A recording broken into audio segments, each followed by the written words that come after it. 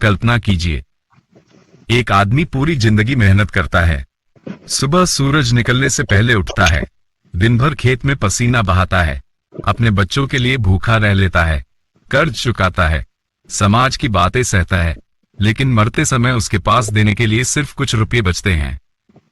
और उसकी आखिरी इच्छा, एक गाय, जिसे वो पूरी जिंदगी अपना सपना समझता रहा। लेकिन अफसोस, वो गाय उसके घर में ज्यादा दिन टिक नहीं पाई, और जब वो आदमी मौत के करीब पहुंचा, तब उसके पास इतना भी पैसा नहीं था कि वह अपना आखिरी धार्मिक संस्कार ठीक से कर सके।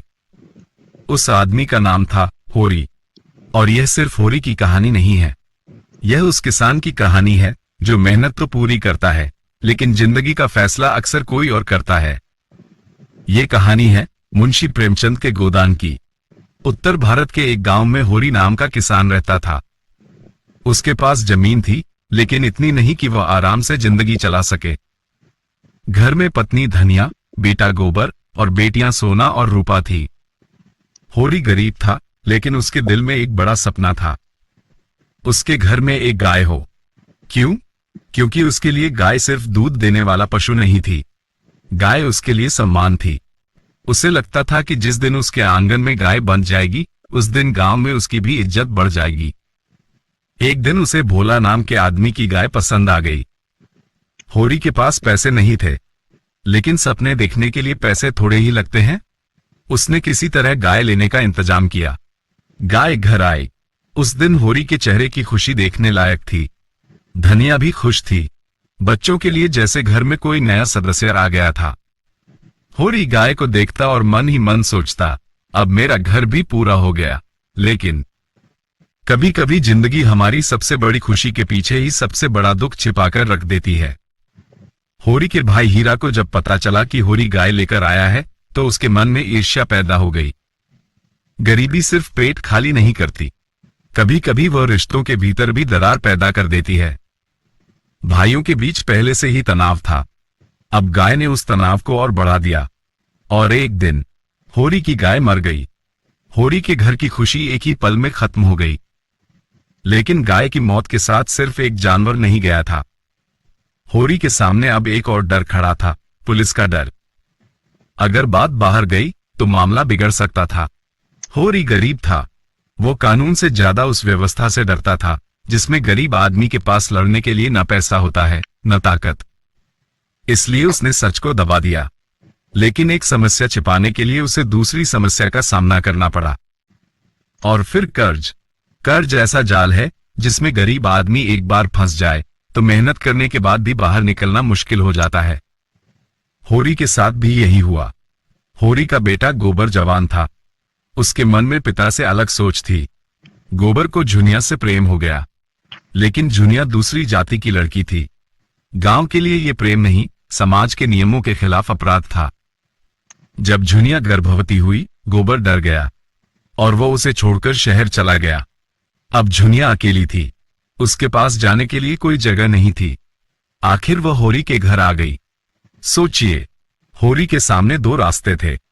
पहला, झुनिया को घर से निकाल दे, समाज खुश हो जाता, लोग कहते होरी ने अपनी इज्जत बचा ली। दूसरा रास्ता था, एक बेसहारा गर्भवती लड़की को अपने घर में जगह देना। लेकिन इसका मतलब था समाज का विरोध, पंचायत का जुर्माना और नई मुसीबत। होरी डर गया, लेकिन धनिया नहीं डरी। धनिया ने झुनिया को घर में जगह दे दी। उसने जैसे समाज से कह दिया, जिस लड़की को तुम्हारा समाज छोड़ रहा है, उसे मेरा घर नहीं छोड़ेगा। यही से धनिया सिर्फ होरी की पत्नी नहीं रहती, वो कहानी की सबसे मजबूत आवाज बन जाती है। गांव में पंचायत बैठी, फैसला हुआ, होरी को जुर्माना देना होगा। होरी के पास पैसा नहीं था, लेकिन पंचायत को उसकी गरीबी से क्या मतलब, उसे बस अपना फैसला चाहिए था। होरी ने फिर कर्ज लिया। एक गरीब आदमी की जिंदगी में सबसे खतरनाक शब्द होता है, बस एक बार और उधार। वो सोचता है, आज ले लेता हूं, कल मेहनत करके चुका दूंगा। लेकिन कल आता है तो कोई नया खर्च सामने खड़ा होता है, फिर नया कर्ज, फिर पुराना कर्ज, और धीरे धीरे आदमी कर्ज नहीं चुकाता, कर्ज आदमी को चुकाता रहता है। होरी के साथ भी यही हुआ। कुछ समय बाद गोबर शहर से वापस आया, लेकिन वो पहले वाला गोबर नहीं था। शहर ने उसकी आंखें खोल दी थी। उसने देखा था कि गरीब आदमी दिन भर मेहनत करता है, फिर भी उसके पास पैसा नहीं बचता। उसने देखा था कि ताकतवर आदमी कम मेहनत करके भी गरीब की मेहनत से फायदा उठा लेता है। गोबर अपने पिता से सवाल करने लगा। वो पूछता था, बाबा, हम कब तक डरते रहेंगे? होरी के पास जवाब नहीं था, क्योंकि होरी ने पूरी जिंदगी यही सीखा था, समाज से मत लड़ो, साहूकार से मत लड़ो, पंचायत से मत लड़ो, किस्मत से मत लड़ो, बस मेहनत करते रहो। गोबर नई पीढ़ी की आवाज था और होरी पुरानी पीढ़ी की मजबूरी। दोनों गलत नहीं थे, बस दोनों की दुनिया अलग थी। समय बीतता गया। होरी की परेशानियां कम होने के बजाय बढ़ती गईं। घर चलाना था, कर्ज चुकाना था, बेटियों की शादी करनी थी, और गरीब आदमी के लिए बेटी की शादी सिर्फ खुशी नहीं होती, वो एक भारी जिम्मेदारी भी बन जाती है। रूपा की शादी का समय आया। होरी के पास पैसा नहीं था। आखिर उसे अपनी जमीन का हिस्सा तक छोड़ना पड़ा। सोचिए, जिस जमीन पर उसने जिंदगी भर पसीना बहाया, जिस मिट्टी को उसने अपनी मां की तरह माना, उसी जमीन को उसे अपनी मजबूरी में छोड़ना पड़ा। एक किसान के लिए इससे बड़ा दुख क्या होगा? लेकिन होरी फिर भी नहीं टूटा। वो अगले दिन फिर खेत में चला गया, क्योंकि उसके पास दुख मनाने का समय नहीं था। गरीब आदमी की जिंदगी में अक्सर आंसू भी काम खत्म होने के बाद आते हैं। उम्र बढ़ रही थी, शरीर कमजोर हो रहा था, लेकिन जिम्मेदारियां खत्म नहीं हुई थी।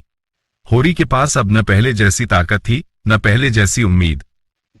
फिर भी वह खेत में काम करता रहा, क्योंकि उसके लिए परिवार उसकी जिंदगी था। एक दिन खेत में काम करते करते उसका शरीर जवाब देने लगा। वो गिर पड़ा। जिस शरीर ने पूरी जिंदगी मिट्टी को पसीना दिया था, वही शरीर अब मिट्टी पर पड़ा था।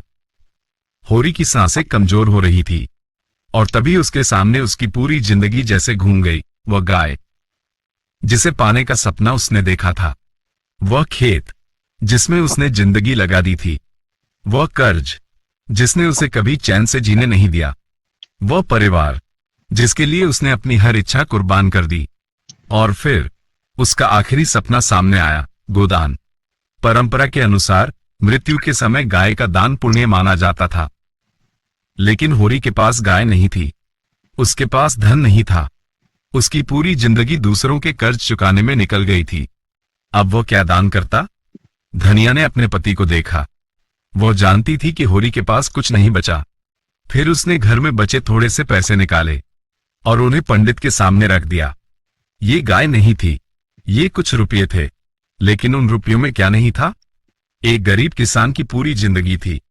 उसका पसीना था, उसकी मजबूरी थी, उसके अधूरे सपने थे, उसकी पत्नी का त्याग था, और उस घर का आखिरी सहारा था। होरी ने जिंदगी भर गाय पाने का सपना देखा, लेकिन मरते समय भी उसके हाथ में गाय नहीं आई। फिर भी शायद उसके जीवन का असली गोदान वही हुआ, क्योंकि उसने पूरी जिंदगी अपने परिवार के लिए अपना सुख दान कर दिया था। होरी चला गया, लेकिन उसका सवाल आज भी बाकी है। क्या गरीब आदमी की मेहनत की कोई कीमत है? क्या इज्जत सिर्फ पैसे वालों की होती है? क्या समाज के नियम इंसानियत से बड़े हो सकते हैं? और सबसे बड़ा सवाल, क्या जिंदगी सिर्फ इस बात का नाम है कि हमने कितना कमाया, या इस बात का भी कि हमने अपने हिस्से का दुख सहकर दूसरों के लिए कितना बचाया? होरी के पास अंत में कुछ नहीं बचा, न वो गाय, न धन, न संपत्ति, लेकिन उसके पास एक चीज थी, उसका संघर्ष। और शायद इसी वजह से होरी आज भी जिंदा है। हर उस किसान में जो कर्ज के बावजूद खेत में जाता है, हर उस पिता में जो बच्चों की जरूरत के सामने अपनी इच्छा भूल जाता है, हर उस मां में जो समाज से लड़कर अपने बच्चे का हाथ पकड़ती है, और हर उस इंसान में जो टूटने के बाद भी अगली सुबह उठकर कहता है, अभी जिंदगी बाकी है। गोदान हमें सिर्फ गरीबी की कहानी नहीं सुनाता, ये हमें बताता है कि कभी कभी इंसान की सबसे बड़ी संपत्ति उसके पास मौजूद चीजें नहीं होती, बल्कि वो इंसानियत होती है, जिसे वो कठिन से कठिन परिस्थिति में भी नहीं छोड़ता। होरी की जिंदगी शायद सफल नहीं थी, लेकिन उसकी कहानी बेकार नहीं थी, क्योंकि उसकी जिंदगी ने आने वाली पीढ़ी के सामने एक आईना रख दिया। और उस आईने में सवाल आज भी वही है, अगर इंसान पूरी जिंदगी दूसरों के लिए जीता रहे, तो क्या उसे अपनी जिंदगी जीने का अधिकार नहीं?